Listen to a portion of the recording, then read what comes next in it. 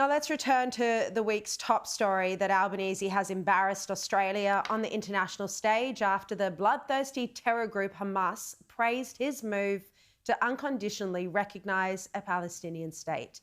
And I'm pleased to say Shadow Foreign Affairs Minister Michaelia joins me now. Thank you so much for your time. Well, how much do you think the Prime Minister and Penny Wong as well are trashing our foreign policy? Well, they've handed Hamas a political victory. That is not foreign policy, Sharri. That is appeasement. I mean, they have been praised by terrorists, people who kidnap and kill Israelis and other people.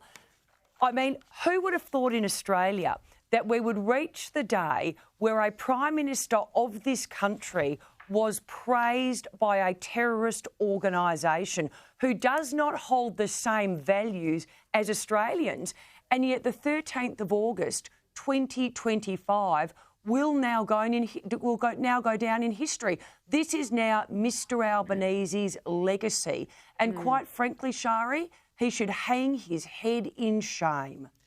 And, just his response today, Michaelia, he doubled down on his claim that Hamas didn't want Palestinian recognition, even as more Hamas terrorists were coming out. One gave a statement to the ABC. There were others giving statements to other media outlets, and they were all applauding him. I mean, he's just not acknowledging the reality of the situation. Well, it's actually worse than that, Sharri. The Prime Minister of Australia today got up in front of the media and tried to deliberately deceive the Australian people. But worse than that, he tried to throw a journalist under a bus. The journalist has stood by the story. They received a statement from the office of Hassan Youssef, the co-founder of Hamas. But not only that, the ABC have a statement from the media director of Hamas, openly praising Mr Albanese. I mean, what did Mr Albanese think was going to happen? You have given the terrorists what they wanted. I mean, as they said, the recognition of a Palestinian state was one of the fruits of October the 7th, 2023. Mr Albanese, you have rewarded terrorists, and how dare you seek to deceive the Australian people by saying that was not true. What a joke, Sharri. What a joke. He also accused the media in that press conference of buying into Hamas propaganda. Shocking. Isn't it Albanese who swallowed Hamas propaganda when it comes to claims that Israel is to blame for the suffering in Gaza, and when he quotes the death toll as well? Which doesn't take into account the number of terrorists. This is Mr Albanese's problem. Correct. This is now Mr Albanese's problem. Since October the 7th, he has told Australians that what Hamas says is the truth. Figures that are released by Hamas ministries, they are the truth. And then suddenly, when Hamas come out and say, well done, Mr Albanese, congratulations for actually awarding us just what we wanted following October the 7th. Thank you for giving us exactly what we wanted. It's propaganda? Oh, come on, Mr. Is that a joke, Sharri? You don't get to have it both ways. But in any event, doesn't matter what Mr Albanese said today at his press conferences, because he was exposed by the truth. And the truth is not just one member of Hamas, Sharri, as you articulated. It is now terrorist after terrorist after terrorist coming out and praising the Prime Minister of Australia. And as I said, the 13th of August, 2025 will now go down in history. This is Mr Albanese's legacy, and it is not a legacy to be proud of. It is, quite frankly, a turning point in Australian foreign policy. Yeah, a shameful one indeed.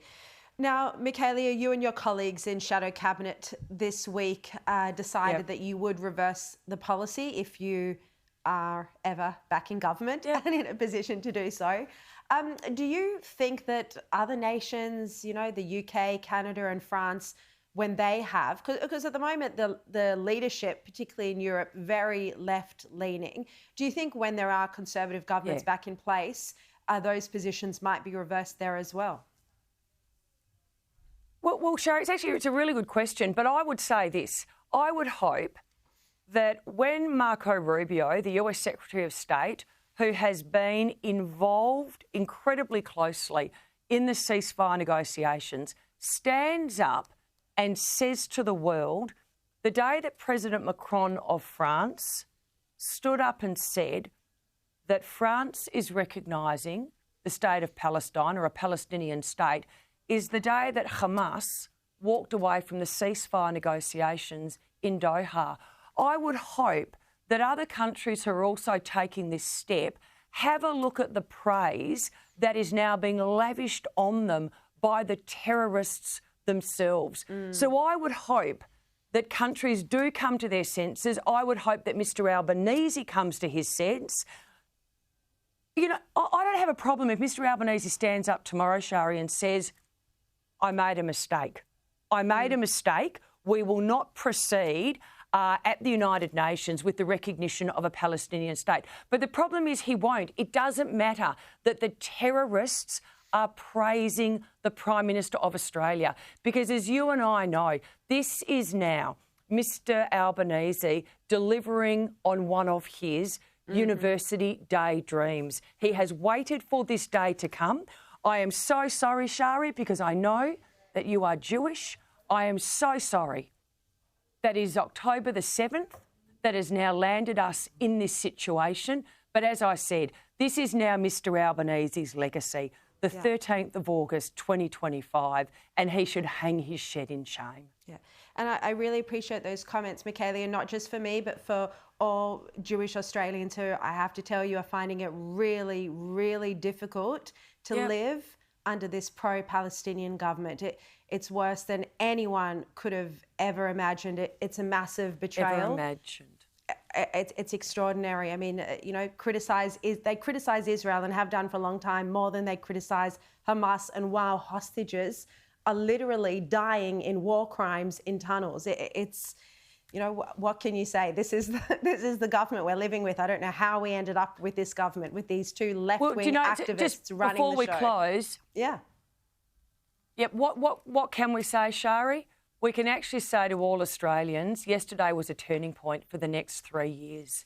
We now need to ensure that for the next 3 years we stand up for Australian values and we stand against Mr Albanese and this left-wing terrorist appeasing government, quite frankly. So we all now have a job to do, and we need to bring Australians with us.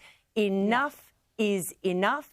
Albanese has to go, and let's get back to respecting Australian values. Indeed, indeed, which is empathy and tolerance for everyone, and not this racism that has come to define our country and which we're becoming famous for internationally. It's such an embarrassment. Michaelia Cash, really appreciate your time and support. Thank you very much.